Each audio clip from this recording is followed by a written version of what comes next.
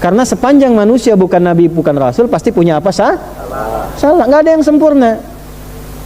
Orang yang baik itu adalah orang yang belajar dari kesalahannya untuk memupuk kesolehan di masa kehidupannya. Kalimat paling gampangnya gini, kalau mau dibikin status boleh ya. Betul, dan itu Allah sangat mencintai. Allah sangat cinta. Allah sangat mencintai pelaku maksiat yang gemar bertobat dibandingkan orang soleh yang tidak pernah merasa salah. Itu catat tuh. Allah sangat mencintai pelaku maksiat yang gemar bertobat dibandingkan orang soleh yang tidak pernah merasa salah. Pak, Bu, mohon maaf, nggak ada yang sempurna, semua punya masa lalu. Makanya kenapa harokatnya fathah, supaya dibuka masa lalu itu, membuka masa depan yang lebih baik.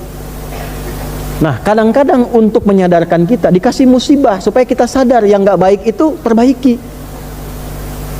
Kalau sudah dengan adanya musibah kita berubah, pertahankan itu. Nah, itu Allah sangat cinta. Jadi kalau kita mendekat dengan keadaan pelan pun, Allah menyambut dengan keadaan yang cepat. Dan jangan pernah menyimpulkan kehilangan kasih sayang Allah. Betapapun berapa dosa yang pernah kita kerjakan. Sampai turun surat tuh. Surah 39 ayat 53. Qul ya ibadiyalladzina asrafu ala anfusihim la taqnatu min rahmatillah. Muhammad, katakan, sampaikan, viralkan pada hamba-hambaku yang sudah berlumur maksiat, jangan menyimpulkan gak akan pernah mendapat kasih Allah. Innallaha yaghfiru dzunuba jami'a. Semua dosa yang pernah Anda kerjakan, saya kerjakan, kita kerjakan, kalau mau kembali Allah ampuni semua dosa-dosa itu. Jadi ketika Anda baca ini, idza syamsu kuwirat, ingat dosa. Salah sama ibu, sama bapak, belum minta maaf, sudah meninggal orang tua. Salah asuh anak, sehingga anak berkata yang kasar. Bukan orang lain yang salah, orang tua. Salah asuh. Jangan nyalain guru. Guru nggak salah. Antum tuh harus tanggung jawab. Saya, kita selaku ayah dan ibu mendidik anak. Cuman karena nggak sempat sepenuhnya waktu, kita titipin guru-guru mendidik.